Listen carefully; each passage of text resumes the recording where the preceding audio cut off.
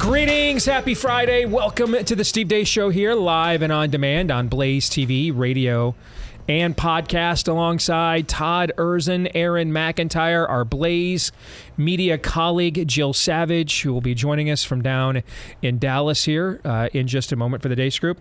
I am Steve Deace. We are with you here for the next 2 hours on Blaze TV, radio, and podcast, brought to you by our friends at First Cup Coffee Company, the Patriot-owned coffee company with a flavor for every freedom-loving American. Make sure you take advantage of my promo code DACE to get 10% off when you go to firstcup.com. If you subscribe, you'll get an additional 10% off for the life of the subscription. You can't beat it. Head over to firstcup.com and use the promo code DACE. We will get to your feedback and we'll respond to your responses to us coming up in the next hour of the show. But without further ado, let's get to it. It is time for the Deace Group.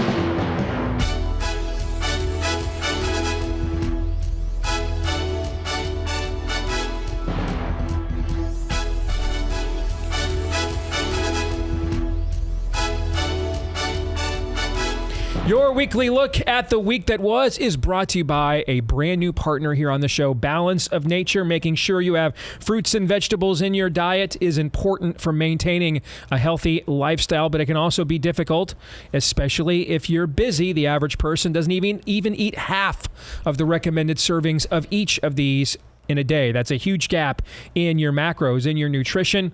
That's why Balance of Nature provides an on-the-go solution, and they haven't raised their prices for 10 years. Their proprietary blend of 31 fruits and vegetables comes in easy-to-swallow capsules, will give your body much of the nourishment it needs. Imagine trying to eat 31 different kinds of produce in a single day. Well, that's what you're getting with Balance of Nature fruits and vegetables. I just started trying this product in a few days ago, and it's amazing just how much easier and convenient it is to have this available to you. So when you go to balanceofnature.com, that's balanceofnature.com, you'll get 35% off plus $10 off any additional sets with your first order as a preferred customer by using my promo code DACE.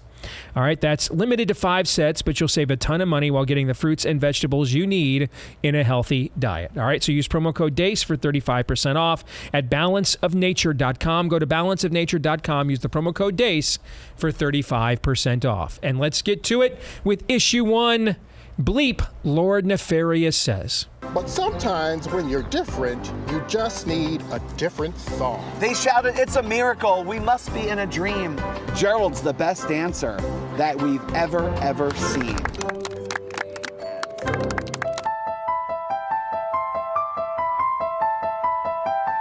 You look like a man. You'll never be a woman. Look at me. I'm already succeeding as being a woman. Hi, love. Here are 3 ways to disrespect your elders. So if you're dealing with a narcissistic parent or a bullying boss at work, you need to 1, play innocent. People say, "Hello, ma'am," when I walk out in public. This is what I look like. This is pretty damning evidence against me being a man. Number 2, feel no guilt.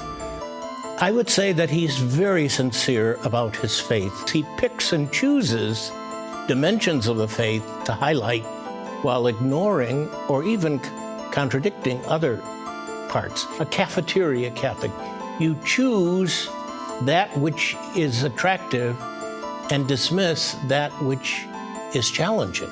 Or, as Thomas Aquinas would say, you allow your conscience to guide you. 3, limit contact. Don't do extra. Don't go above and beyond. Don't show up constantly, consistently, and all the time sacrificing your life for their agenda. Today marks Transgender Day of Visibility. Each year on March 31st, we celebrate transgender Americans and all that they have accomplished. We honor the many contributions transgender Americans make in health, medicine, public service, and across our nation. Probably a third or less of our patients receive any type of medication. And for those that do receive medications, there are essentially 2 categories of medications. reversible puberty suppressing medications, and then partially reversible hormone treatments. Well, you know, what we saw on Easter Sunday was a remarkable display of venom and hatred. I mean, really to the point, Mika, where you're right to wonder, is he okay? And we know the answer is no, he's not okay.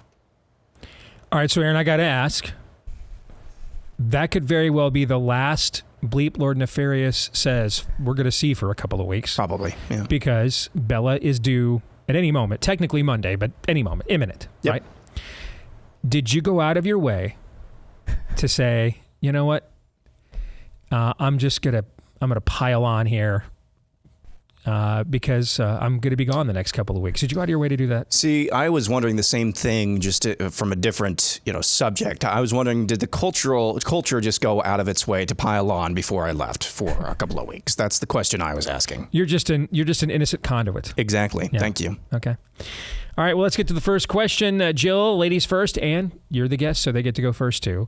What was the most detestable thing you just witnessed, and why?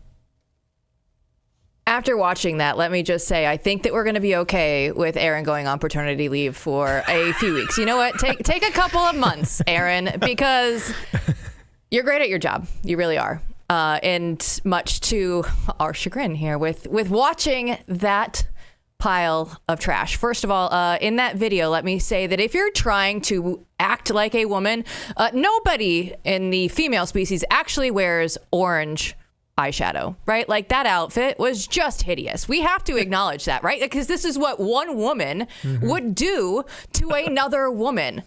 You can't let that slide. If you're trying to play the female card, you have to take the crap that is going to come back with it, because you look hideous. That aside. Jill's pulling the girl no card, and I love it. Listen, if we all have to masquerade in all of the whatever they claim as their reality, then it's time that we start pushing back and just tell them, you're ugly. All right, like, it just is. Aaron's got me all riled up. I can't even. Good. When it comes to the substance, that is an excellent observation. Yeah, and yes. They're ugly. It's what everybody's thinking. Here's the thing. You're right now that you mention it, but I have been so preoccupied and focused on how depraved the imagery is as a construct, okay, that I really haven't even spent a lot of time thinking about its aesthetics. And I get in trouble sometimes. I am known as a guy that notices attractive women. Okay, I've communicated that in the past. I've noticed the Lord's handiwork impressed upon certain individuals of the fair sex. Okay, and so I'm not claiming that I'm some kind of prude or holy man that is beyond noticing such things. Okay, I had to read all of Fred Stoker's books for a reason. Okay, but I have been so preoccupied with the moral and spiritual symbolism of just this grotesque imagery that it really hasn't dawned on me until just now with your little mini rant there, Jill. Men make some pretty ugly women. I mean, they're just standalone hideous. It's not even just that they're, an abomination. It's just like, at least Corporal Cleaner was trying to prove a point. Yeah. There was an end goal there. I got another reason to hate this now, as if I needed one. Todd. Dick Levine. Oh, no, this is Jill has more. Exceptionally ugly. Yeah. Dick Levine, exceptionally ugly. The man in orange, hideous. The guy that's like, oh, I get called ma'am when I go out on the street. Like, at least he's trying. I'll give him that. He's trying to look female. But when you look at it, right? Last week when we were on, you asked, what is the dumbest debate that we'll have of 2024? And my answer was men trying to be women and women trying to be men. And it's almost like Aaron's like, hey, here we are right now. And I looked at it because, you had that epic Bruce Jenner rant yesterday. So I looked and said, when was Bruce Jenner named Woman of the Year? It was 2015. Right? So we're almost a decade into this tranny nonsense now. is it any wonder, right? We have to up the game. And you're seeing that exactly in Aaron's videos. It's not just enough for them to just go out and say, oh, look at me. But now it's like, hey, how do you disrespect your elders? How do you get all these extra little things to collapse society even faster, right? Mm-hmm. Just any moral of goodness that we had now through the lens of tranny nonsense, we're going to take all of that away. That is what you saw in that video. I almost kind of feel like mic drop stuff. I mean, I've got some. Otherwise, if I didn't have 6 more live reads, I'd just say, guys, we're going to call that a day. I think we're good here, and to continue to discuss anything further amongst ourselves would just dilute, the amount of ordinance that she just laid down there. Fair. But alas, we do have 6 more live reads to do today, so we cannot do that. I will endeavor. All right, Todd, go ahead. Whoever that was sitting next to Bishop Gregory from whatever church, short hair, she was from, and when she chimes in at the end, I said, well, if you know your St. Thomas Aquinas and what he said about conscience, lady, you're a twit, all right? St. Thomas Aquinas, he wrote the Summa Theologica, arguably the most complete theological study in the history of all Christendom and perhaps mankind in terms of anything theological. He came from the Aristotelian philosophical side of things. The Platonic was emphasize the eternals, get at God philosophically first and have that interpreted material. Plato and Aristotle both end up getting at God, but Aristotle believed you start with the material. God gave us incarnate bodies. We use this ultimately then to get to the eternal. He is comprehensive and exhausting in his evidence-based theology. And yes, of course he talked about conscience because he's a Christian, but to simply say like he was some guy with like a nursery rhyme mnemonic and just put this bumper sticker on and don't ignore all the evidence before you. That person is what I know they have a collar on. They're not a priest. They're not a prophet. They're not a theologian. They're stupid. And they want you to be stupid too. To just say something like that. Well, if you know you're St. Thomas Aquinas, and you just, no, shut up. Never speak in the name of God again until you repent, because that was pathetic. Well, yeah, that statement would have had more intellectual heft if she would have busted in and interrupted him and said, or in the words of Thomas Aquinas, just ripped a nice juicy fart. That would have had more intellectual heft. Sold it for $200,000 on the internet. Yes. You know what? She's counting on the fact that correct. Your peeps don't know they're Thomas Aquinas. She's counting peeps. on that. But what church was that person from? That wasn't a Catholic. I don't know. I guess I didn't. I guess you're right. No, given it was a female, maybe Episcopalian, then maybe. Pathetic. Yeah. Shut down your whole church if that's what you're talking about, and you have no business speaking about it. Some heretical Lutheran denomination that's gone whack. Yeah, I don't care. You're not allowed to tell me what the color blue is. Anything. You are not allowed to talk. Please be quiet for the rest of your life. That's biblical. Yes. Yeah. That's Paul right out of Corinthians, man. Shut those women up. Don't let them talk. They're a bunch of pagan losers, idiots. Silence them. Throw them out. Get rid of them. Shut them up. They don't get to talk here. This is the Lord's house. They don't get to talk. I like it.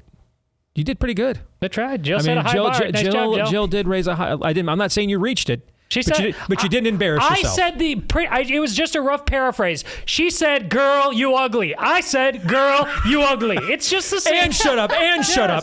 You threw in a shut up. You're ugly and shut up. You threw that in too for good measure. Okay, Aaron. As we are now officially sponsored by the National Organization of Women. Aaron. Just briefly, there's a tie for me. It's at the very beginning and near the end. At the very beginning, what does it say? That the city of Philadelphia believes that its best tourism pitch for its tourism department is having drag queens, trannies, I don't know, reading a children's story to children in front of Independence Hall. What does that say? That's number one, courtesy of our friend Tim Young. It says Romans 1, beginning about verse 17. Exactly, yes. Yeah. Tim Young found that video, or at least that's where I saw that published originally. And then secondly, the individual from, I believe it's one of the major children's hospitals in Minnesota. Did you catch this? I almost emphasized it, but I just wanted to see if anybody caught this. She was on that Zoom call, or he was on that Zoom call. I don't know. A non-binary being was on the Zoom call talking about, only about a third or less of our patients actually get chemically castrated. Only about a third or less. Only about a third or a third? Now, I'm sure that's not true. I'm sure that's maybe the rosiest of pictures that non-binary being is talking about that. 1 out of every 3 people, kids, children who walk into their doors with gender dysphoria of some type are then placed on, that person said, well, some of them are reversible. Okay, sure. They're placed on drugs that could maim them permanently. Again, Mangala blushes. That's in Minnesota. How's that for Minnesota nice for you? Amen. Exit question. On a scale of 1 to 10, with 1 being how likely it is that Joe Biden in his current mental state actually tweeted out that tranny proclamation himself last Sunday, and 10 being how likely it is that even if he didn't have dementia, he still would have done it anyway. Rank this week's level of total depravity. Todd. 10. Aaron. 10. Jill. 10, and I love that they didn't tweet that out in Spanish, interestingly enough. Yep. That is a good point. That's a good point. I saw someone mention that next March 31st on the Islamic calendar, a prominent Muslim holiday falls on March 31st. If they win the election this fall, are they going to roll that out on a Muslim holiday? We got to write that down. Make sure we don't forget. This is crucial. I don't know if it's true. I must confess, outside of Ramadan, I'm not really up on my Islamic holy day calendar. It's been a minute since I've made the pilgrimage to Mecca, but I saw someone who's credible point that out earlier this week. Is it Eid Mubarak Day? Well, I only know when Eid Mubarak is when a certain senator from Texas I used to work for sends out greetings and reminders of that. Yeah, March 3rd. Steve, idols are not going to be flipping. Yeah. Idols are not going to be flipping. No. I'll tell you that. Monday, March 31st, 2025 is the end of Ramadan. Oh, so it's Ramadan itself. Yeah, Eid al-Fitr or whatever. That's the final day. Yeah. Okay. Yeah. That was the name I couldn't remember. I didn't know it was associated with Ramadan itself. All right. Before we get to issue 2, a word about our friends over at Preborn. Abortion has been the greatest sin in our history as a country, and it still unfortunately happens every single day. And unfortunately, some more. Overturning Roe v. Wade was only the first step in a long list of steps toward eventually cleansing our country of this stain on our conscience. And that's where the ministry of Preborn comes in. They empower young expectant mothers in crisis to choose life. Preborn has rescued literally hundreds of thousands of babies' lives through ultrasounds and showing mothers truth and grace.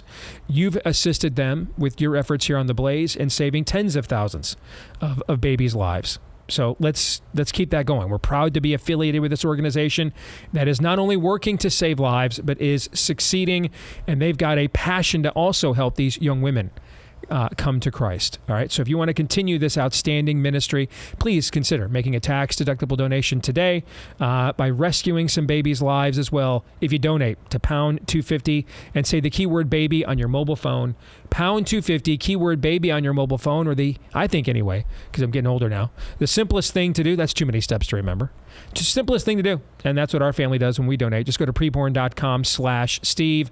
Again, that is preborn.com/Steve. All right, let's get to issue 2. Because we all know the one thing this cult lacks is visibility. Trans Day of Visibility, also known by certain bigots as Easter, went down this past weekend. It is truly disheartening how little regard the wider world shows, not only for the transformers in our midst, but also the broader rainbow spectrum. As of this writing, there are only 150 days or so on the calendar earmarked to celebrate the hims and hers, the theys, the thems, and the z's and zers. Days like tomorrow, International Asexuality Day, not to be confused with October 23rd through 29th, which is Asexual Awareness Week. The aforementioned Trans Day of Visibility, again, not to be confused with Trans Awareness Month, is the entire month of November, or Trans Awareness Week, which is November 13th through 19th, or Trans Day of Remembrance, which is November 20th. Again, there are only a few days on the calendar to honor the relatively few colors on the various flags, like April 26th, Lesbian Day of Visibility, not to be confused with October 8th, which is International Lesbian Day. Who could forget, of course, Pride Month, which is the entire entire month of June, or October 26th, Intersex Awareness Day, not to be confused with November 8th, Intersex Remembrance Day. The fascist bigots have Christmas and Easter. The fascist bigots have Christmas. What's wrong with our rainbow friends having a few hundred days to themselves every year to celebrate? Wow. I've gotten a few, and I appreciate them, snarky, snotty emails from people that at our current pace of how we did yesterday with our getting through only one verse, not one chapter, one verse of Romans in an entire Theology Thursday, people are prorating out how long I we're did the gonna math be. last Did you do night, the math? yeah. What'd you come up with? 10 years. Yeah. 2034. So basically, this is our goodbye. This is our goodbye tour. Okay. No, you hear that, Blaze? 10-year contract. That's what we need. That's why you can't fire us until we finish this study. All right. But I'm bringing that up in this context because I'm thinking that maybe we can carve some time off of this. When we get through, what is it, Romans 1:17, is it through 32, I think is what closes out chapter 1, or 28, something like that. When we get to those verses where Paul is describing the wrath of God is revealed upon mankind because we have exchanged the truth for a lie, given over to our own depraved minds to do what should not be done. Things like men lying with men and women trading in their affections for men for one another, all right? Creating acts of abomination, encouraging, in fact, these are people who love the evil they are doing and encourage others to do the same, right? When we get to that portion of Scripture, I wonder if we could just take what, Aaron, you just assembled there. We don't really have to give any, what does this mean? What does it look like? I don't think we have to give any more. I mean, what you just assembled there is not an intro. That's a hermeneutic. I mean, it means this. It means what you just saw. What do all those verses mean? It means what Aaron just showed you. That's what it means. That we can maybe carve some time off of how long it'll take us to get through Romans by just showing that introduction again. I will not stand for that analysis. I'm reliably told that St. Thomas Aquinas says, follow your conscience, Steve.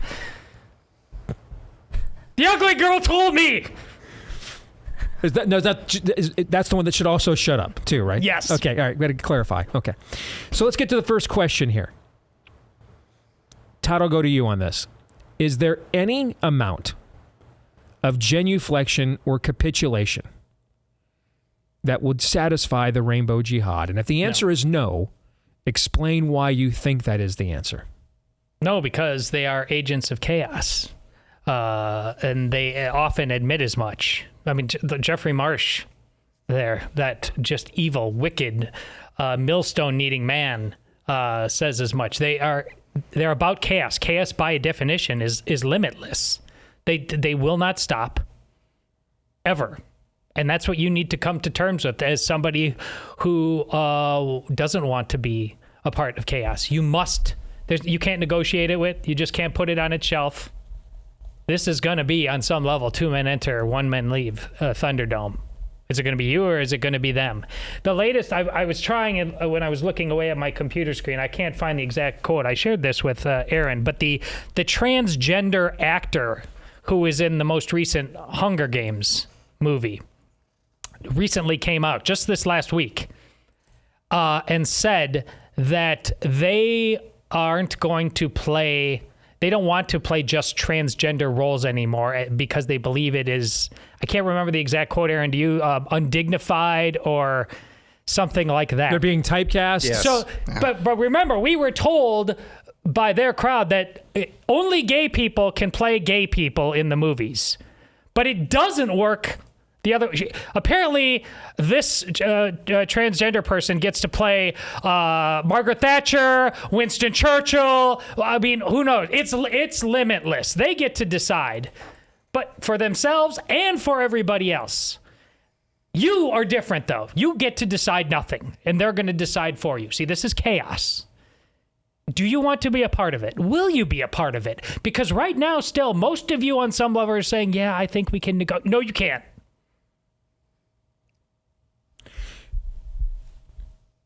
Can they still get their own bathroom at the White House in exile down there at Mar-a-Lago? Can they still get their own bathroom down there? Can they at least get that? Ask the Episcopalian bishop. I'm sure she has a St. Thomas Aquinas answer for you. Okay. Jill, your thoughts?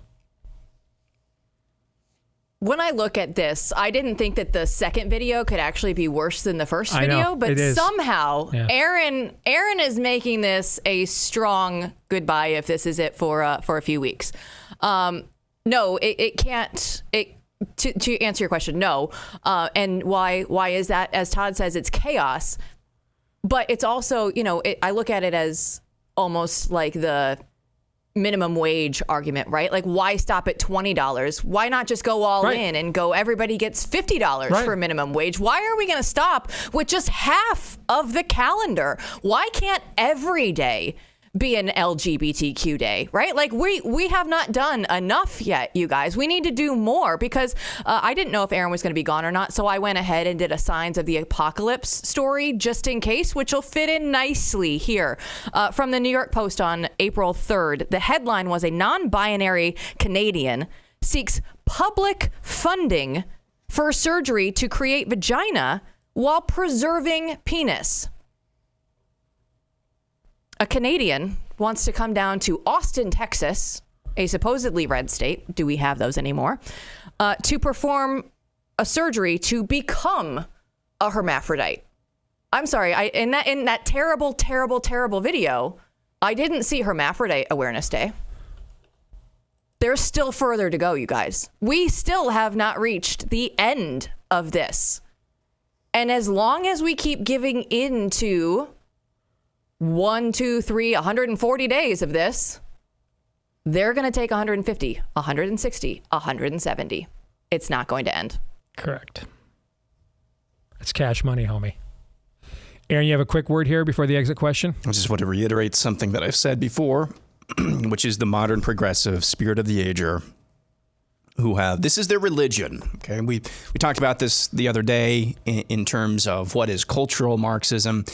This is the religion. It's the seizing of the means of of cultural production. Mm-hmm. When you change the culture, what was John Daniel Davidson yesterday? Changing the what? You're changing the cult. This is religious to them. Mm-hmm. And at the end of the day, their religion is driven. It could be, you could substitute this with any number of cultural fads or trends, what have you. We settled on sex/gender, what is it? And race. That's the two major pillars of the spirit of the age religion. Their currency is not the dollar bill. It's not Bitcoin. It's not gold. Their currency is power and power alone.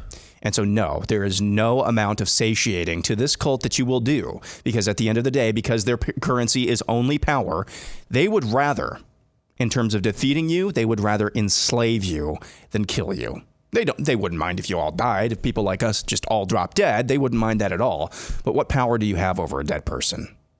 They would rather enslave you and force you to bend the knee every day of the week, and maybe twice on Sunday and 4 times on Easter. Yeah.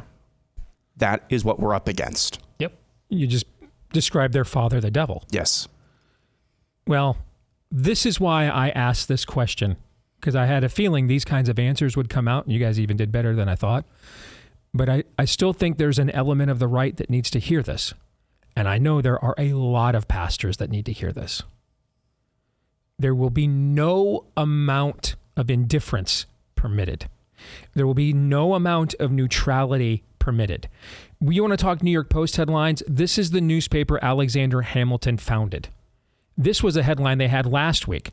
Trans woman left sobbing in JFK airport after TSA agent hit her testicles. That was a report they had last week.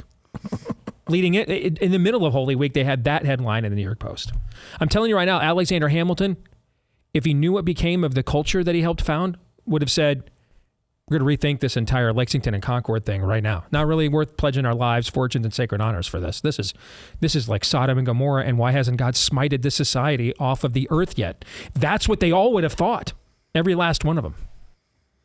And here we are. We these are just, days that end in Y for us now. More in a moment.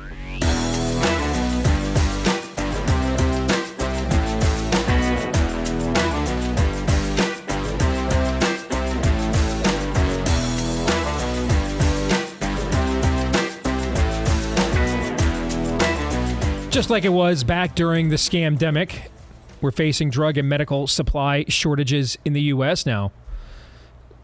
Some of these reasons are a little different than the ones that we faced before, but as of March, there were more than 200 drug shortages here in the U.S., and it's looking like it could get a whole lot worse before it gets any better. Healthcare experts, they pointed to shortages, domestic production, the Drug Supply Chain Security Act as trends to watch this year. You wouldn't think that things like this could happen in America, but we've crossed a lot of Rubicons of that could never happen here. And we've watched it happen here. That's why you should have the Jace case. It provides 5 life-saving antibiotics for emergency use. So all you got to do is fill out a simple form online.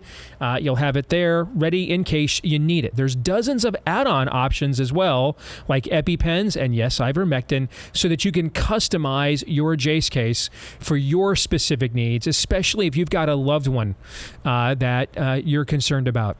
Maybe them not necessarily being able to rely on the government for care, as maybe you weren't concerned of in years past. So take as much control over your healthcare as you can by getting the Jace case at Jace Medical. Just go to jacemedical.com. That's Jase. For jacemedical.com, enter the code DACE at checkout. They'll give you a discount if you do that. That's promo code DACE at Jace, Jase, jacemedical.com.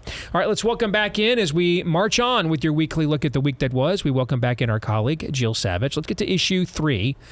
Now it's Rand Paul, who is promising to get to the bottom of it. Senator Rand Paul, who's sparred with top public health officials like Anthony Fauci in heated hearings about COVID-19, the government's response to the pandemic, has found a Democrat to join him in investigating the virus's origins. It's Senator Gary Peters of Michigan, chair of the Senate Homeland Security and Governmental Affairs Committee, on which Paul is the ranking Republican. The duo announced late last month they're investigating where COVID came from, the high-risk research that Paul believes caused the pandemic, as well as broader national security threats posed by high-risk biological research and technology.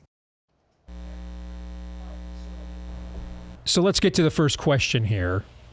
What do you think this committee will eventually come back with? Aaron, I'll start with you. Nothing that's actually going to be actionable. I was kind of doing a thought experiment in my mind when I was thinking about this topic.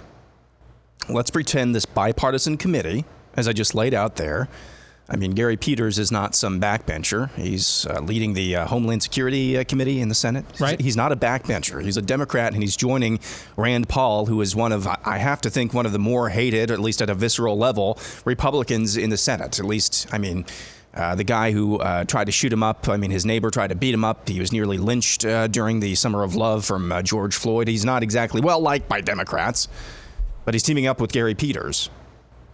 So I did this thought experiment. Let's say this new investigation in a period in like a 40-second clip where there's basically no excuse for anybody, no matter how distracted, no matter how ADD you are across the political spectrum, across the demographic spectrum, there's no excuse for you to not have the time to watch a 30 to 40-second clip. In a 30 to 40-second clip, not only do Gary Peters and Rand Paul grilling Anthony Fauci or a Peter Daszak or a fill-in-the-blank Ralph Barrick, they nail him. They establish that gain-of-function research is dangerous and could lead to outbreaks like this. They establish that, yes, they actually did fund the Wuhan lab or whatever lab that this was created in. And yes, I did order the code red. You're damn right. That's all encapsulated in a 30 to 40-second clip. Just damning evidence that there is that responsibility, a great deal of responsibility, falls at the feet of one or two people, and it's just caught on video for everyone to see. What would be the response to that? My contention is, and I hope this is just not just cynicism or black-pilledness, I don't think much would happen. There would maybe be a few things, maybe glorified slaps on the wrist. But what we're talking about and what we've been discussing for years now, a new Nuremberg, I don't think that would be the result of something like that. So in that thought experiment, that would be the most dreamish conclusion to something like this, which I don't think has a possibility of happening. But even if it did happen, what would be the response? And if that's the response that I just laid out to you, basically what I think is going to happen in actuality is basically nothing. All right, Jill, same question to you. nothing will happen. And why will nothing happen? Because even if they do this very quickly and wrap things up, are either of the two men that are running for president going to want to discuss this? The answer is no. Neither one of them will take this up as an issue. And if it goes even beyond the election and either Donald Trump or Joe Biden is in the White House, it'll just get swept under the rug. Nobody will take accountability for this. Much to, everything that Aaron said is absolutely correct. Even if it does come out, it's not going to get any mainstream media attention whatsoever. They will give this the Hunter Biden laptop treatment, right? If it's something that they don't want now in the media, they've shown us the playbook as to what they will do. They'll just say, oh, it's all fake. You know what, that committee, whatever. Or just not even write any headlines about it whatsoever. You look at, something like a 2008 financial crisis and bringing down the economy to its knees. And that hurt a lot of people. And that was just financially. Mm-hmm. That didn't kill anyone, right? Like just on the surface of it. It was all money. Nobody went to jail for just that. So do I think that they are going to go something like COVID, which is significantly worse? People lost their lives. This affected so many people in so many different ways. Are they going to now just step in and give us results and say, oh, we're sorry about that. You know what? Here we go. No, we're going to talk about black reparations instead, because that's what really matters. You paint a bleak picture. And that means it's probably correct. Todd? That's definitely bleak. And as much as I appreciate all of it, it's still been made too complicated. How many people are on this committee, Aaron? Do we know? I don't know yet. You got to know a couple things, and just these two things. What booster are they all on? And how much money have they taken from pharma and the medical industry? And I'm serious. You don't have to know what they think about anything else. If you know those two things, you know how this is going to go. And you know I'm right. I can save them time. Mm-hmm. I'm 100% convinced what I'm about to say are the origins. Okay. The Chi-Coms refitted their bioweapons program into advanced medical research. And since we're all one big happy globalist family, our elites in the NIH and the NAIAD, so Fauci, Collins, that whole group, because they do a lot of this, likely did not know that they were directly implicated in this until about February or so of 2020. And that, when we wrote Fauci and Bargain, we kept asking what changed with Anthony Fauci from this date to this date. I mean, I'm going to tell you what I think changed. They realized that the research that they were funding through separate third-party entities, some of whom could very well be some of the names Aaron mentioned in your opening answer, the entities that they were a part of, okay, were working to cultivate and specifically provoke these bat coronaviruses to jump from animal to human under the auspices of trying to create a preliminary vaccine for the next SARS or MERS level event, since they were completely unprepared for the first SARS and MERS, and they tried for over 10 years to create a vaccine to the first SARS. Remember, COVID-19 is SARS-2. Okay, so they tried for over 10 years to come up with a vaccine for SARS-1. They were unable to do it, and eventually the funding dried up and they had to quit, because we have never, still to this day, come up with a successful vaccine for any form of a respiratory virus. And these chimeric concoctions that they were creating in these labs, in this densely populated area of Wuhan, which is not some wasteland in rural China. It's actually one of the most densely populated areas in the world.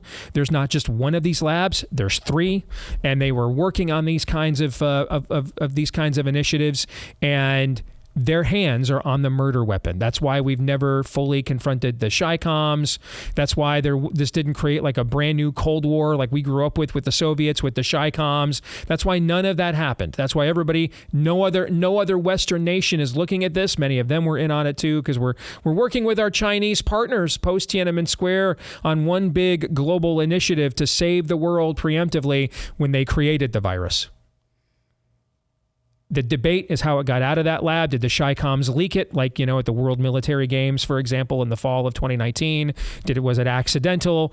But we can't really get into that, because if we find out who pulled the trigger here, we're going to find out who loaded the weapon. And that's mutually assured destruction. This is like the Epstein thing. Both sides have so many names on those flight lists and those visitation lists. There's really no incentive for one side to out the other, because the collateral damage would be massive. That's why there's a lot of nervous people about Governor DeSantis stepping in as a third party saying, well, we're going to release our records here coming up this summer, because he's kind of outside of that now. So he's got nothing to lose. He can release those records. And there's a lot of nervous people on both the R and D side of the aisle about what's going to be mentioned when those records come out from the state of Florida. Same thing here. All right. There's no incentive to do this. You won't be able to blame it all on Democrats and Fauci, because Obama actually ended this gain of function research, and it was mysteriously restarted in the Trump administration. We still to this day don't know how. Did they just do it on their own, and Trump was not even aware? Okay. Did someone in the Trump administration see? Because neither one of those options are good. Either you don't know what your own branches are doing, or someone in your government signed off on it, right? Neither one of those are good. All right, there's nowhere to create a narrative where one side is the hero and one side is the villain. And that's why you haven't gotten to the truth. That's why they had the genome sequence. They were able to map this virus so quickly to begin vaccine production. This was already a vaccine production. The virus is the alpha strain of the vaccine. Okay? The vaccine is the virus is the vaccine. That's why. And that's why you don't know these things, and that's why no one wants to tell you these things, because there's no way to politically profit off of it for absolutely anybody. And that's likely why you guys are correct, and the committee will come back with nothing. Unless, well, there's a scenario where if we're into next year and there's a way for someone to politically profit off of this because one of these two guys lost this fall and is out of the picture, maybe then. But that's the only, you have to understand, we're in a cold civil war. Most people have given up on truth in the current Romans 1 culture as it is. So unless there is a way I can politically like, have you guys noticed you're not seeing a bunch of stories in conservative media about betting odds in the presidential markets recently? Why is that? Because they're like 50-50 now. Oh. Trump's odds have gone down like 20 points in a month. Because both sides are now, the truth is not really something neither side, by and large, with a few exceptions, that neither side is interested in, not their consumers nor their patrons. That's Wuhan luck for you, That Steve. is, and so you thought Jill's answer was bleak. I just went Obsidian, Einstein, Rosencrantz, bridge levels of black pill, because that's the answer. And I'd bet every dollar I have, everything I have, that is what happened here. So let us get to the exit question then. What is more likely to happen? The government acknowledging the true origin of COVID, or Bruce Jenner repents and returns to living as a man? Todd. Whew, that's a conundrum. I'll go with Jenner. Jill. I think it has to be Bruce Jenner. Aaron. That was my gut instinct as well. For the sake of his soul, I hope that you guys are all right. Let's get to our kicker topic quickly. If you could choose one thing not COVID related to get to the bottom of, what would it be and why? Aaron. Lindsey Graham's perpetual celibacy.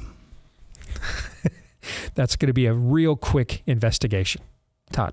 The bizarro world Wakanda that is Ukraine. What are we really doing? What's really going on there? Yeah, behind the scenes. Yes. That it's just worth sacrificing literally everything for. Yes. Yeah. That's a good one, too. Jill. The JFK assassination, because if it's been over 60 years and we still can't know and they still can't show us the documents, then it's terrible. And then everybody would have their eyes opened to how terrible the government actually is. You could not go back from it. Yeah, I watched JFK with my son last year. And it's funny, Kevin Costner, as Jim Garrison is doing the rant about how they've sealed the files and what year, it's how long we're going to have to wait to see these files. We're like way past those years. He's mentioning like a decade or so ago.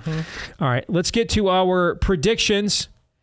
Aaron, I will allow you to redeem yourself in front of Jill, even though you should maybe take credit. Your emotional hedge last week, it worked. Okay, so well done. I'm not even going to touch the Iowa women's basketball team here, although maybe I should pick against them because it seemed to work so well last week. Along the lines with what you were just saying. Thank you, Angel Reese. You're welcome. I think in the next 2 weeks, we're going to see Biden with a 2 to 4 point lead in the betting markets for president in November. I mean, in this trend line, yeah, that's where this is heading. And yet you're asking yourself, what in the world has happened? Let's not ask those questions. No, that would. Let's not get to the bottom of that, shall we? Because it's probably entails a lot of things we warned about all of last year, and nobody wanted to listen to us when we warned about it. Todd. I will go Iowa basketball. I think the history books are good. There's going to be a certain amount of symmetry to what happens. I think whereas last year Iowa beat South Carolina and ended up losing to LSU, I think it's going to flip this year with a step in between. I do think Iowa beats, after beating LSU, they're going to beat UConn, but then they're going to lose to South Carolina in the final. Okay. I might just keep doing this now. I like it. All right, Jill. I hope you get out of your system like now. Jill, go ahead. I'm wearing the shirt. I wore it last year for the Final Four. The shirt's probably about 20 years old-ish. I have to go. Nice Iowa humble flex there that all. it still fits. I respect that. Go ahead. Yeah. Listen, I just have to go with the Iowa women are going to win it all because as Aaron and I were talking before the show even started, this is our last weekend with Caitlin Clark. Either way, win or lose, this is it. So I am going to choose positivity on the Steve Deace Show. It happens rarely, but I'm going with it. We just, please. I'm going with positivity too. I think this is going to be the first time ever. A couple of times other conferences have done it, particularly in the Big East because of UConn. But this is going to be the first time ever that the Big Ten is going to win both the men's and women's basketball tournaments in the same season. I'm going to go with that. Thank you, Jill. And it's not just because I have a 12-1 ticket on Purdue that I purchased way back in September. It has nothing to do with that. Rachel Semmel thanks you. That's true. That's right. She is, of course, a proud alum. Good to see you, Jill. We'll come back, and it'll be Feedback Friday and your turn when we do. Stay tuned.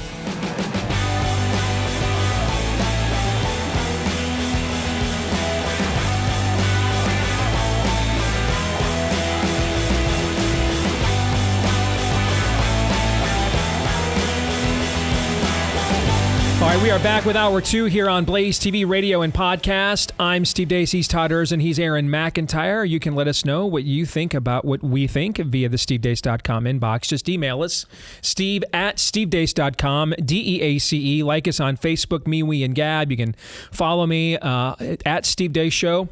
Or follow me at Steve Deace Show on Twitter, Getter, Instagram, and TikTok. And then if you are a podcast listener, if you wouldn't mind doing this, we would appreciate it. Please leave us a 5-star review on whichever platform you podcast from. Heck, go to the platforms you don't podcast from and leave us a 5-star review there too. We'll take them all. You can also hit subscribe, or if you're on iTunes, follow. And that way, every time we do a new episode, it will show up in your feed every single time. This part of the show brought to you by our friends over at Hillsdale. Of course, many of us are disheartened by what is happening in the country right now. And one of the root origins is the upending of the meaning of citizenship in America. And what happens when that is altered particularly when it's being altered in the ways that it is being done so in our day and age. That's just one of the free courses that they offer at Hillsdale, and it is taught by the respected historian Victor Davis Hanson.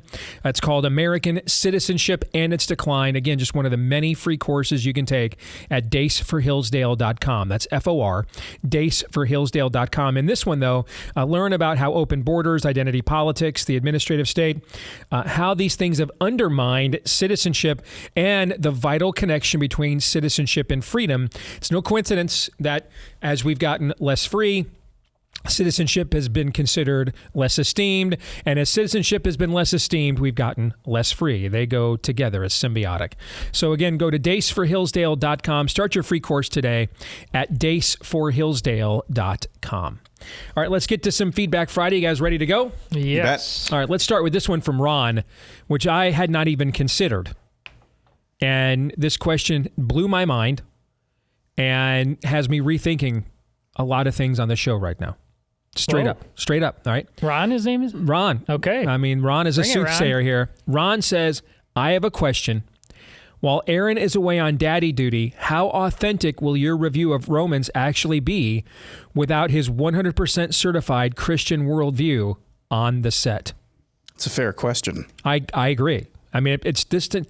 This stopped me dead in my tracks and made me think maybe we should pause the Roman study while Aaron is gone. Or you guys could take the... you already did. You didn't get 100%, did you? Todd, you could take the test. I'm Catholic. I got like 85%. I didn't get it. That's pretty good. Yeah. Did you take it? I did. And you... I took it before he did. Yeah. I took it before we put him on the show. I took it. We went through his results. Because we went through my results. Yeah. I struggled with some of the questions because That's right. You said because I knew what... And when I say some, it's a 70-question test. I struggled like 5. Okay? But 2 of them involved capital punishment. You guys know I'm a huge proponent of it. Okay? But I have to ask myself, do I want this government doing this stuff? Yes, I agree. These are biblical roles of government. But, I mean, I've got a column. We just did this on the show the other day. I've got a column coming out at the Blaze either today or Monday. There's like a dozen people in Tennessee who might go to prison for praying outside an abortion clinic. Praying. Not the people doing the murder inside. Not the serial killers inside the wall. Literal serial killers. Literal serial killers. None of the serial killers are going to prison. The people humbly praying outside, they're the ones that may go to prison. Okay? So when I agree, biblically, I mean, how many times a day do you guys see me put on Twitter or X? All convicted pedo groomers, pedo rapists, and pedo pornographers should be executed. You're here. All convicted ones should be executed. All of them. But when you're in the middle of a civil war, and we're fighting a cold one right now, how much of that kind of authority do you want to give these kinds of people? How much authority to execute people do you want to give the administration that gave us Trans Visibility Day on Easter? You know what I'm saying? Mm-hmm. I mean, I think it's a question at least worth pondering and asking. And so there were a few of these questions where I knew what answer that they wanted, and it was the answer that I intellectually and biblically agree with, but experientially struggled with some of those things, given where we are. And those are the few questions that I missed because I didn't respond with the amount of gusto that Aaron did. Because you haven't taken the test? No. The test actually, there are degrees of agreement and disagreement. Well, would you say that it's not just true and false? It's not just, you know what I'm saying? Agree, strongly agree, neutral, disagree.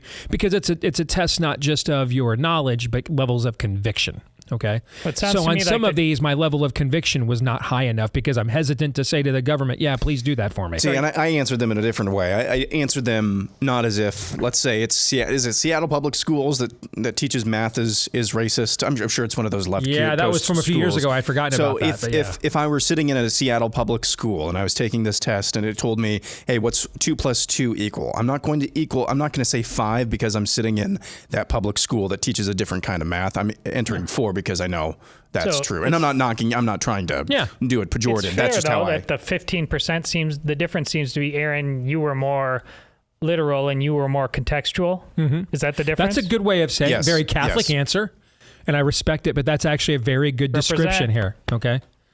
That was a very good description. I mean, Aaron was, since you went there, I mean, Aaron went pinpoint sola scriptura, and I went, well, let's contemplate the context of this hermeneutic here for just a couple of these. And I went, either way, you're both heretics.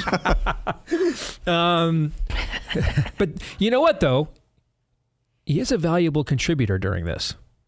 I'm planning on writing some notes on Wednesday nights.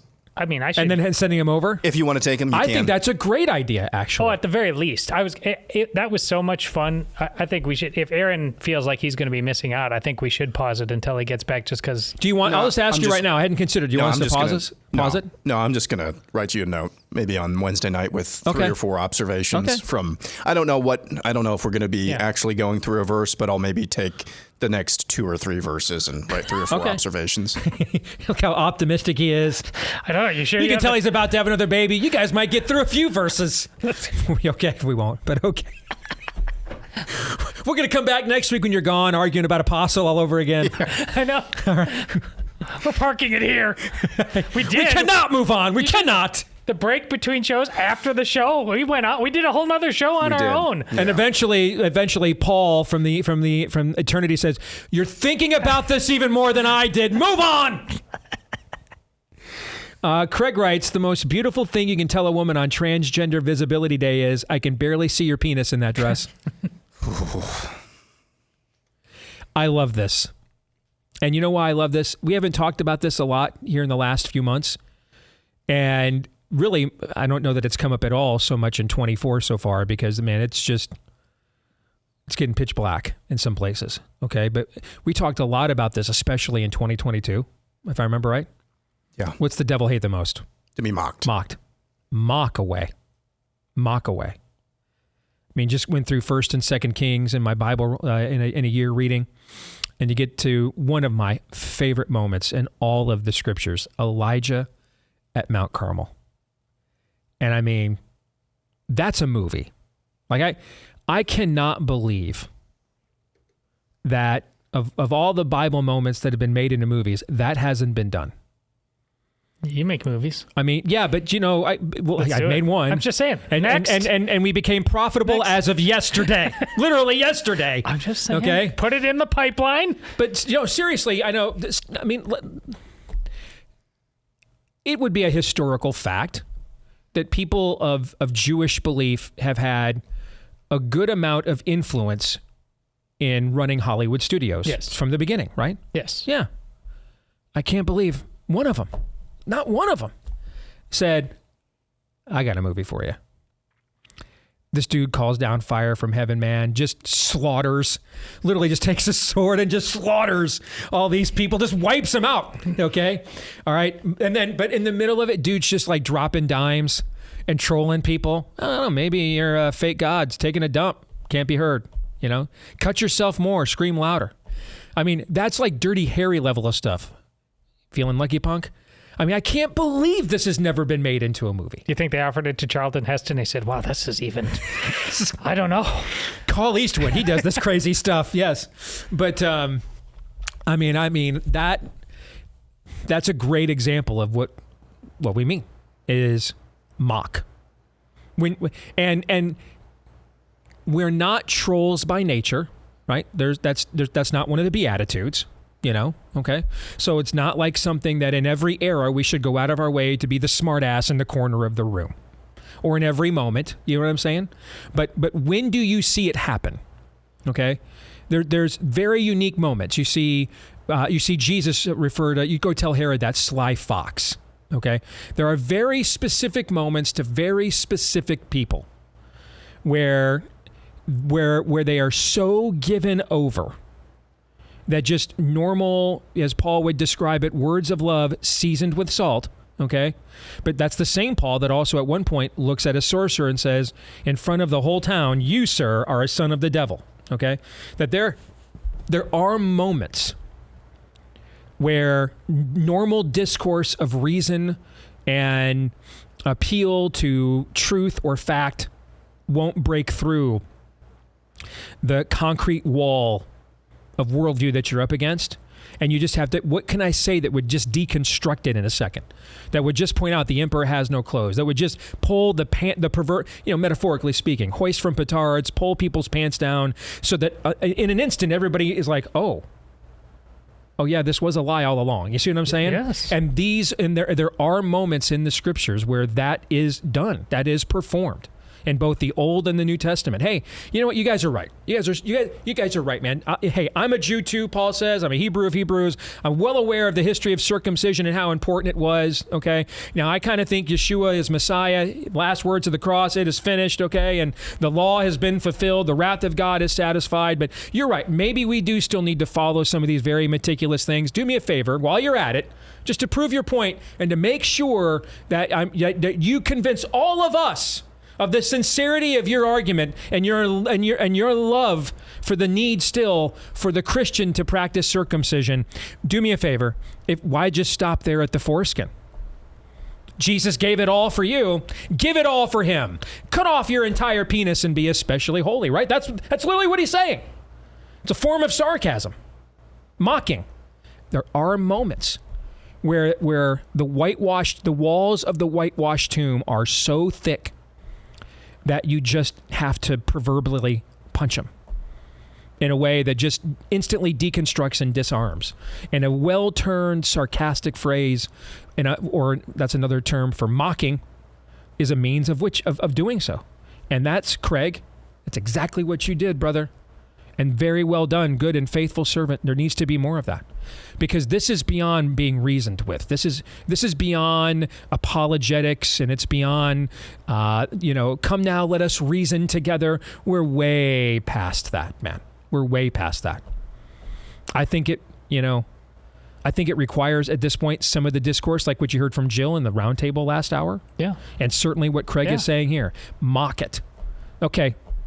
You got no, we're not taking this. Cannot be taken seriously, so we're not going to. I mean, just listen to what John Daniel Davidson said yesterday, talking about his book Pagan America. We are at the very least risking approaching a time in our nation's legacy or history. We're in approaching a time where these things that we've taken for granted, like, I don't know, Western liberal democracy values of free speech, are just not going to be tolerated. We just got done talking about the pro-lifers in Tennessee. Mm-hmm. So swing away while you absolutely can, if we are indeed approaching a moment like that.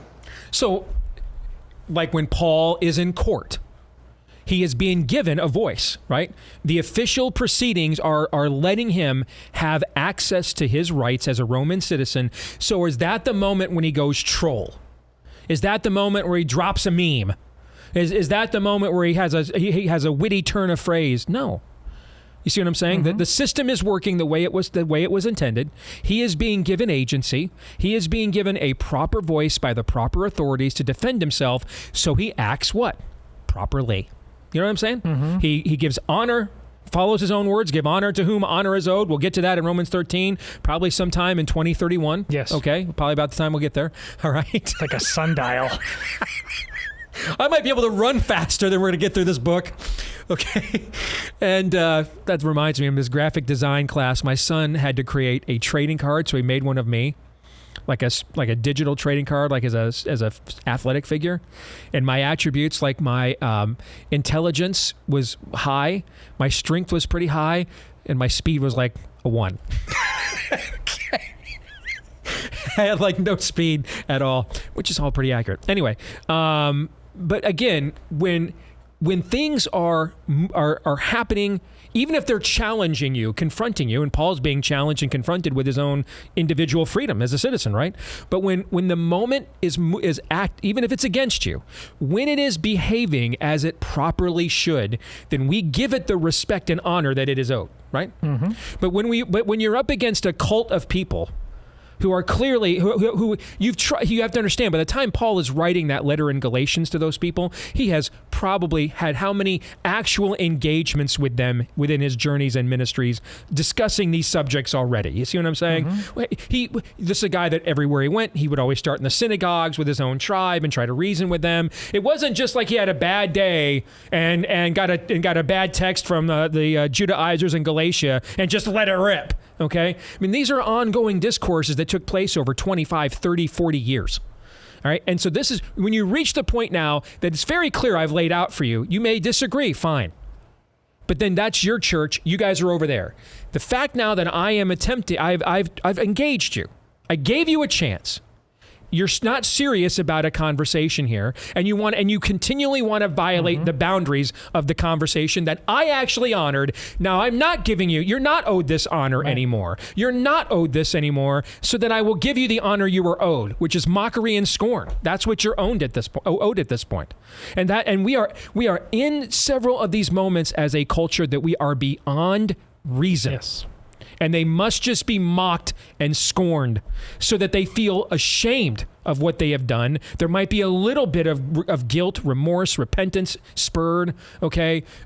Because continuing to act like this is you are not having a serious conversation with Dick Levine.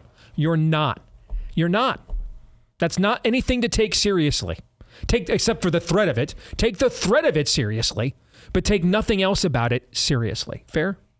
Oh, I think you are dead on. There are all kinds of people on all sides of this thing, and the Republicans most of all. And this is what you were referring to. A great line yesterday. Somebody commented on it yesterday.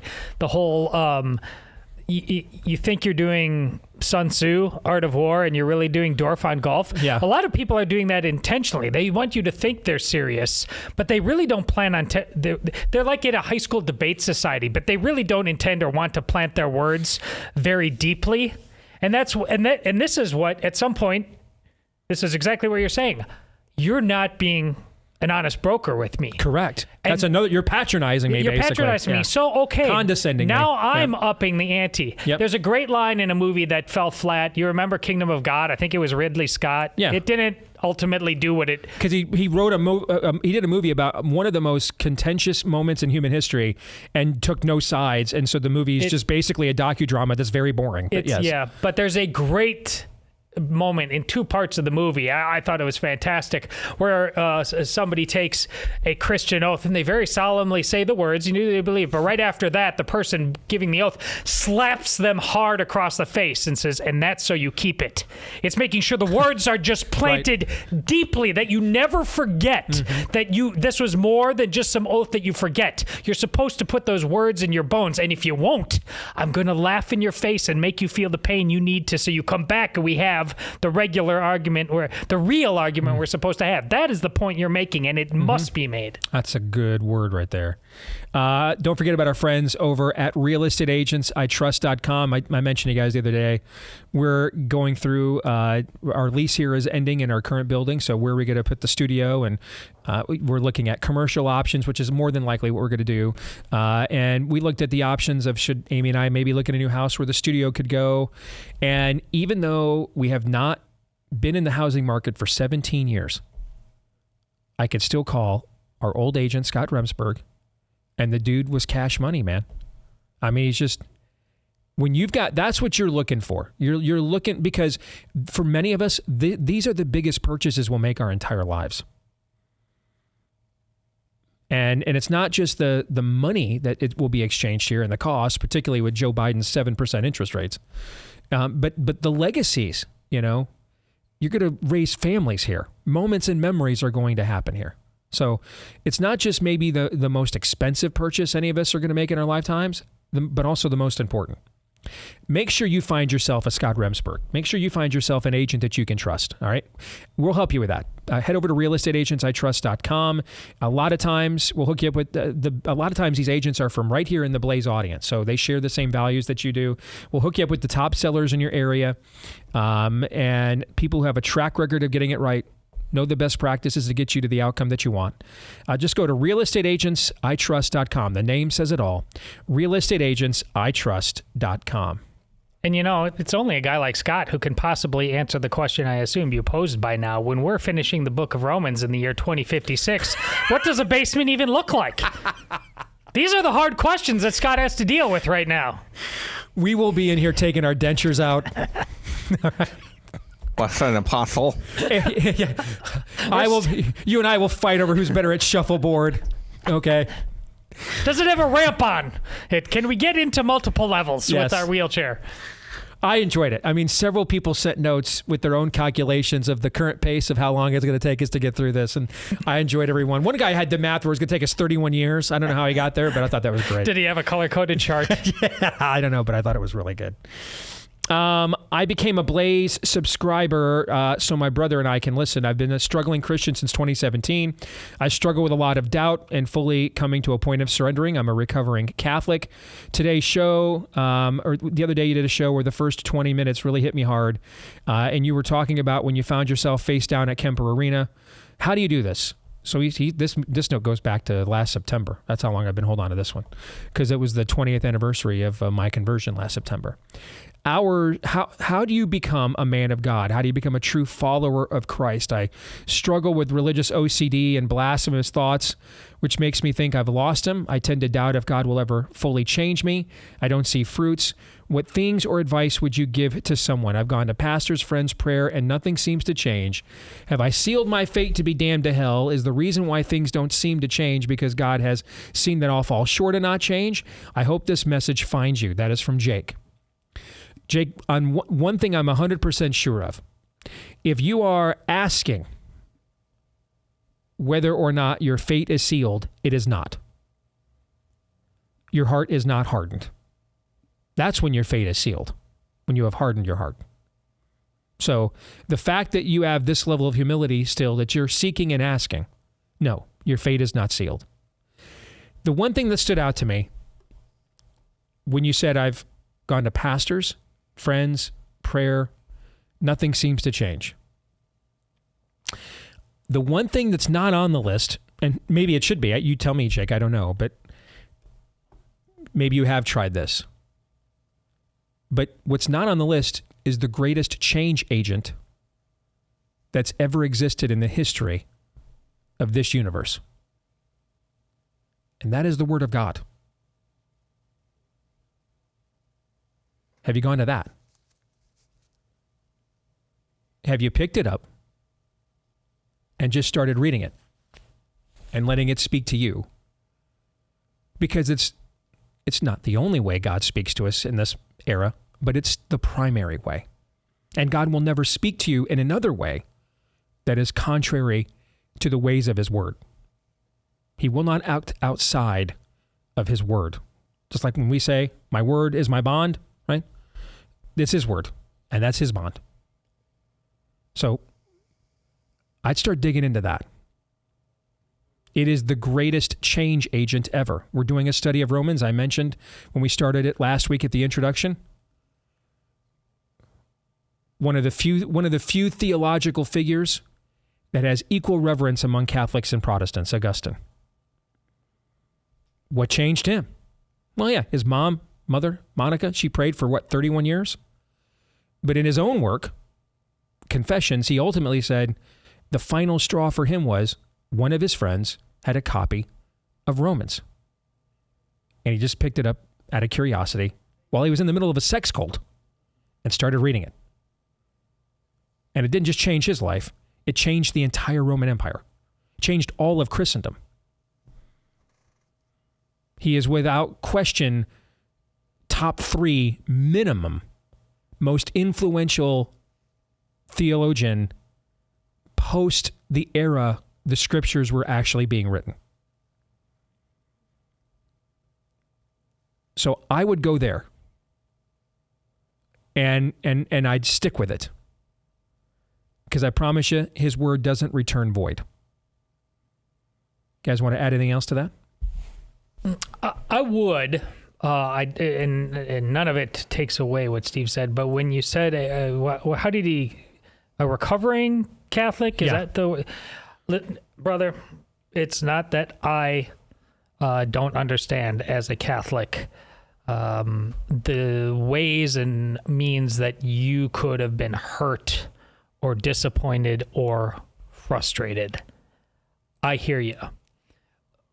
But I'm not making a explicitly Catholic argument here. I think had you been in a evangelical church and been hurt by a particular tradition, something like that you just can't get past. Within that tradition, I think you need to look it in the eye on some level with somebody who, at least at the end of it, you can walk away from and say, I trusted that. For example, if I sat you down with my priest who who would say something to you at the front end, like I just said to you, like, I get exactly, without even asking you the first question, why you may feel that way. I understand it and I appreciate it, and I'm going to honor that. And then hear you out and answer your questions. You may not return to the Catholic Church. You may go to Steve and Aaron's church and ultimately be healed in the way you're talking about. But I'm not sure you can go to that church yet unless you deal with that. I don't know what it is. You just said it. But I think it seems like the thorn in your flesh to me. And whatever that is, again, it could have worked in reverse. It may not be. People are hurt in all kinds of churches. At some point, that needs to be dealt with. I don't know what that looks like for you. I don't even know what the issue is. But I don't think you can just kind of like leave that in the past. It doesn't seem like it. I don't think you would have said it. And I know a lot of Catholics who have left feel that way, but they end up spinning their wheels because they always keep going back to that on some level. And I think it's something that just needs to be dealt with. In the story, the narrative of the rich young ruler who comes to Jesus and said, basically asked, what do I do here? I've kept all of these commandments since I was a young man. And Jesus says, there's one thing that you're still lacking. Go and sell all your possessions and give them to the poor, and you'll have treasure in heaven. Would the act, I should say. Now, the rich young ruler was dismayed. He went away and he was dismayed at Jesus' words. When you ask the question, what do I do to become a man of God? I would caution you not to look for levers you can pull and actions you can take, coins you can put in a cosmic jukebox. Don't look for those. And I'm not sure that that's what you're communicating there. I don't think it is, but I just want to make sure. Because what was Jesus instructing him to do? It wasn't, hey, if you get rid of all of your possessions, that automatically means you're going to heaven. You're going to have treasure in heaven. No. Jesus was looking at the heart. There was something about those possessions. You can probably surmise pretty easily what it was about those possessions, but there was something about those possessions that was standing in the way of the rich young ruler and heaven and the kingdom of heaven. What is it that's standing in your way? What is the heart issue that's standing in your way? And I think it probably has something to do with what Todd was just talking about. Good stuff, guys. Jake, thanks for your note, man. Thanks for being real and raw. Hopefully we gave you some encouragement. We'll come back. More Feedback Friday here in a few minutes.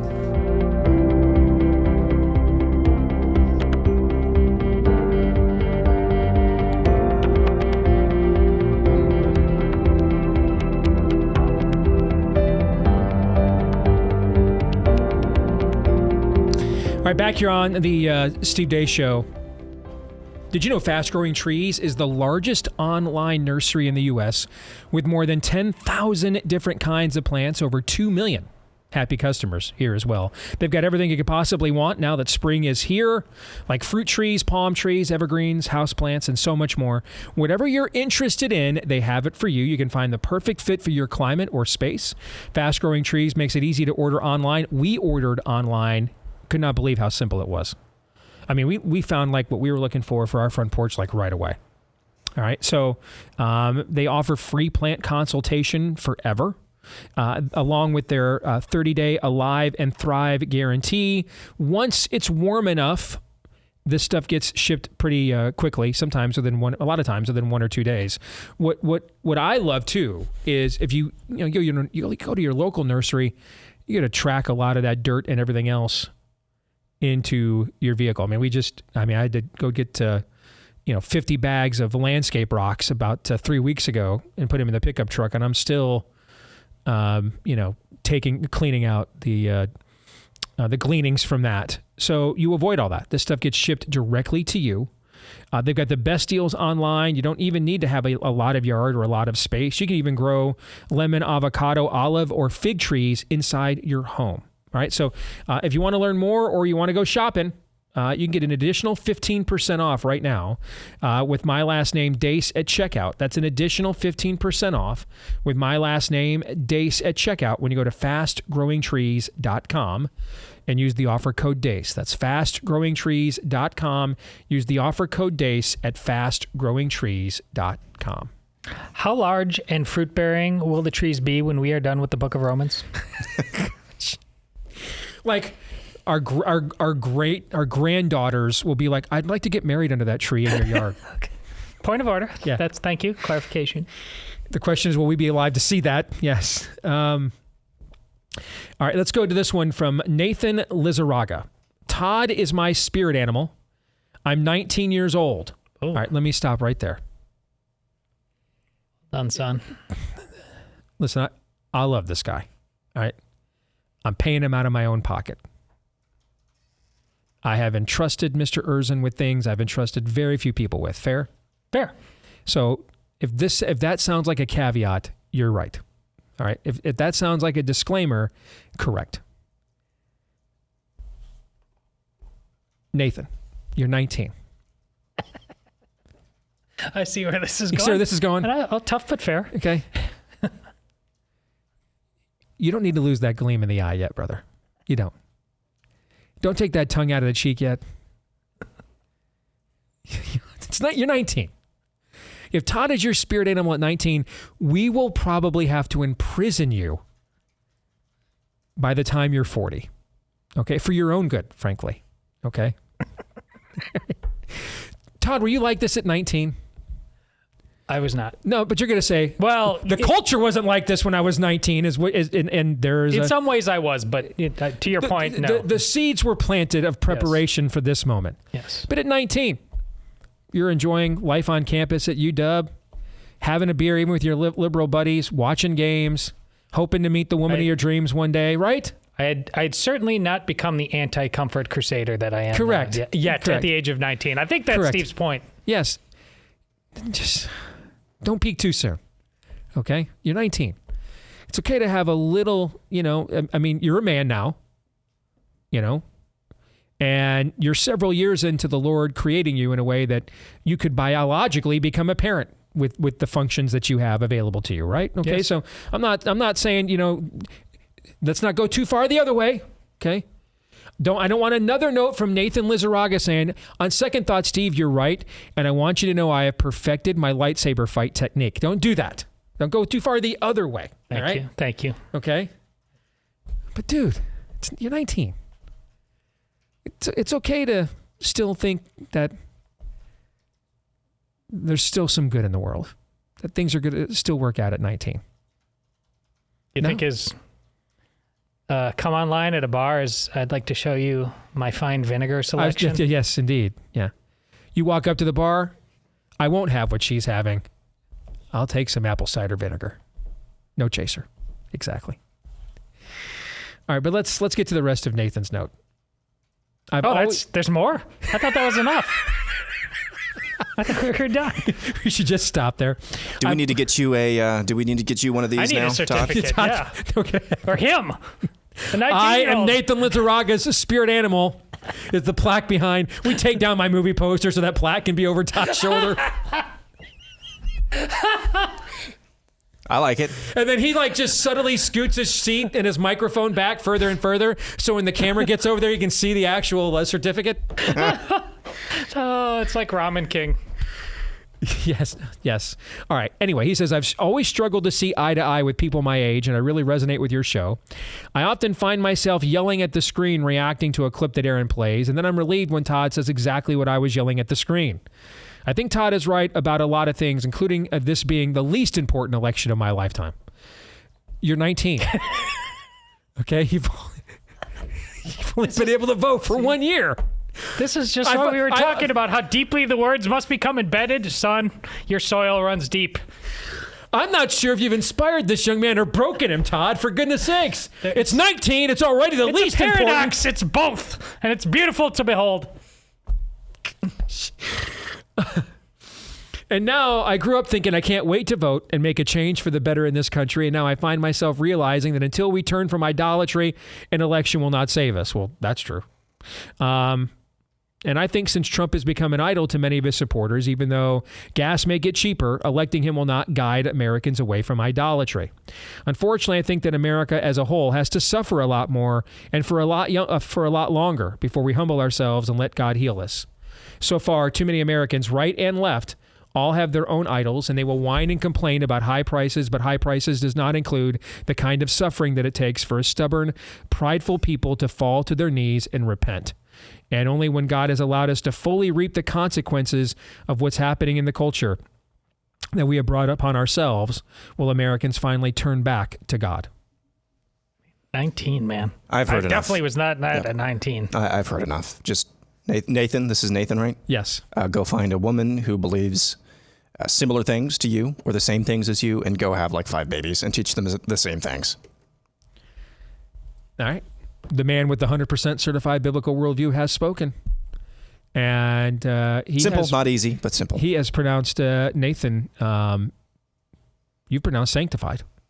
It's to the point that you want him to reclamate himself. You want more little Nathans out there. Aaron McIntyre, am not pronouncing sanctification. See, I was testing your worldview. I was testing your biblical worldview to see if you thought you could do that or not. You passed. All right. I threw that out there. You did not step through the trap door. Well done. Go ahead. Finish your point. That's all. If we had 5,000 Nathans, and how about that name? Thou art the man. He's basically proclaiming that against the entire culture, about the entire culture, I should say. If we had 5,000 of him with 5,000 wives who want to make a team and then have 50,000 babies or whatever, I don't know, whatever, 10,000 more babies, things would change pretty fast. Prove me wrong. Change my mind. I think Nathan has convinced me that I need to start and found my own Knights Templar. And Nathan, you'll come be my Joshua. We'll get this thing done. How about we just do that? We were talking about Kingdom of God, a new monastic.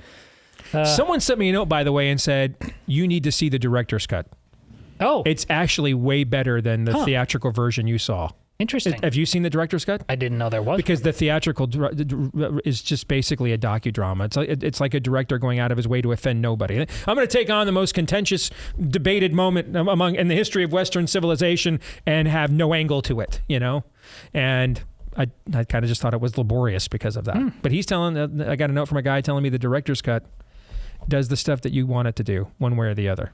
So, well, maybe I'll give that a shot if I got 4 hours to kill on a 97-degree day and give that thing a shot. On the election, since Nathan brought it up,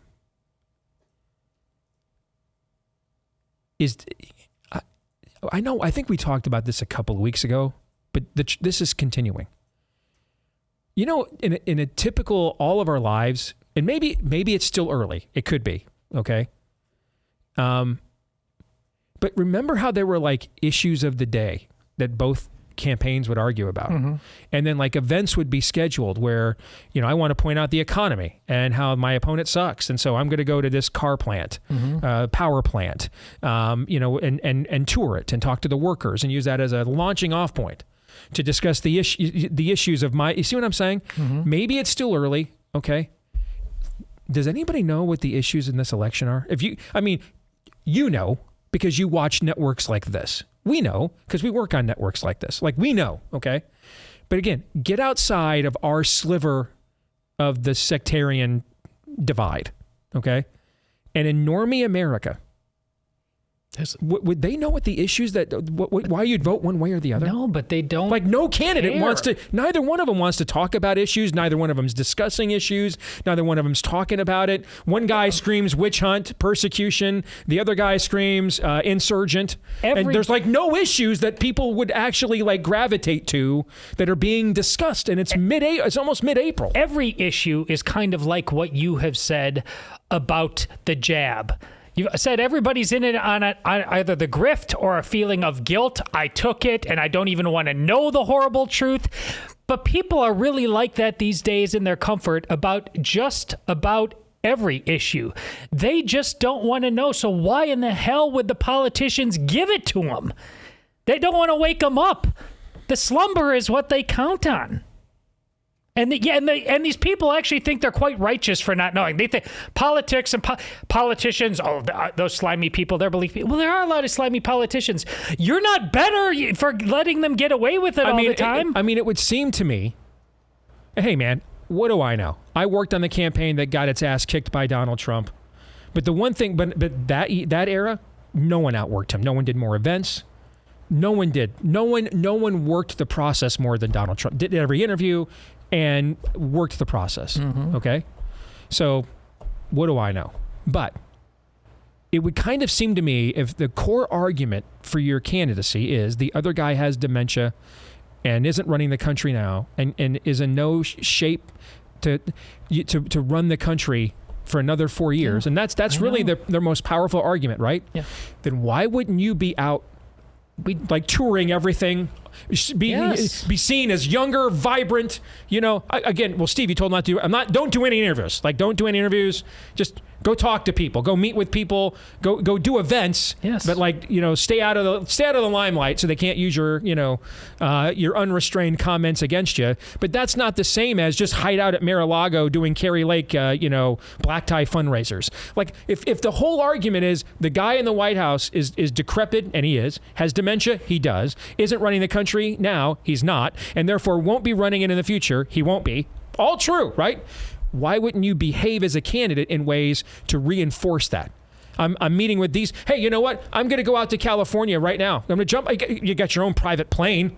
I'm going to go out to California right now. I'm going to go meet all those folks that just lost their jobs because of Gavin. You see what I'm saying? But that's the stuff he did in 2016. But that's the stuff we were just talking about yesterday. The number of economic factors that are actually terrible for a sitting president. Yes. And in the past, Democrat and Republican alike, was there any greater truism that you could fall back on than it's the economy, stupid, on some level? Like, everything else may be like something you could postulate the other into a flat earther, but everybody somehow had to deal with that. Apparently that isn't as true anymore, if true at all. I'm working on a theorem that would explain this, and it has to do not with the candidates but the people. And my theory or hypothesis is that the vast majority of voters in a Romans 1 culture want one of two things, and this goes across the political spectrum. They either want to say, lie to me or lie with me. Yeah. Lie with me, prostitute yourself to whatever my pet peccadillo or sin is of the day, or lie to me, a la Jerome Powell, hey, everything's rosy, but we're still not going to cut interest rates. Yeah. That's basically, and the White House has been obliged to do that on the economy for the last couple of years, just completely gaslighting people as to the actual state. So that's my hypothesis about the people in the year 2024 in the United States of America. They say to their leaders, lie to me or lie with me. Yeah. No one That'll preach rarely right there. wants to admit how deeply, and this is a contradiction in terms, but it works. It's how deeply shallow we are as a people right now. It's directly to Aaron's point. So maybe this is the best. What he's doing maybe is the best strategy. Then I don't know. I didn't know. If that's the case, then maybe this is the right thing to do. I guess it's wasting ammo. Like, can you talk about anything serious and wake people up? We're in the middle of the tranny madness. What? Everybody somehow thinks that they can tiptoe by it, which is why I think it was so important that you just finally, went network yesterday and ranted like, hey, Bruce, screw you. No. No one wants to say that. Everybody said, well, let's call him Caitlyn and move on with our lives, and everybody's a little different. Yesterday you said all of it, garbage, out. No one will do that. No one will go to the high places and tear down the Asherah poles, is what you're saying. That's judgy, Steve. Yeah, it's literally right out of a book called Judges, but yeah. I mean, I don't know. It just kind of blows my mind. I don't, and the one thing, if you make Biden's mental state the wholeness of your candidacy, then you run the risk of setting the standards for him so low that, like, if he does a State of the Union address, if you look at what's happened collectively in the public poll since the State of the Union address, Biden has gone up. Biden has dramatically gone up in the betting markets. Because now you just make it that if he does, dude, if the guy avoids stepping on his own limp phallus, okay, and calling out, this is the big one, Rosie, in the middle of it, okay, then maybe it is okay, and we don't have to go back to. You see what I'm saying? Like, I'd be on the trail, forcing, pointing, and if he doesn't respond, you know why he's not responding to me? He can't. He's old. He's calling it lit at 11 a.m. You see what I'm saying? Like, I would, if you're going to drive that narrative, then you can't have a campaign where all Biden has to do is show up like 5 times in the whole year. And if the White House apothecary has injected him with enough Adderall and stimulants that he cannot blink for an hour and a half and get through it, then he's okay. We don't have to put up with Trump's mean tweets again. Like, on a daily basis, I'd be driving home with my behavior as a candidate in a campaign that I am up for the job and the other guy is not. I'm everywhere. I'm dealing with stuff everywhere. I got a plane. I'm on the plane. I'm going coast to coast. There's a problem. There's an issue Biden has caused. I'm there to address it. Well, that's the same Trumpian problem that we've always had. No matter what, he will never do what should be done. Yeah, there's just video out here right now about him lifting up Laura Loomer. He cannot get out of his own way. He won't.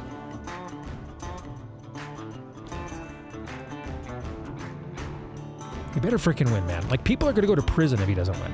Straight up. He's probably not going to win. Romans 8:28.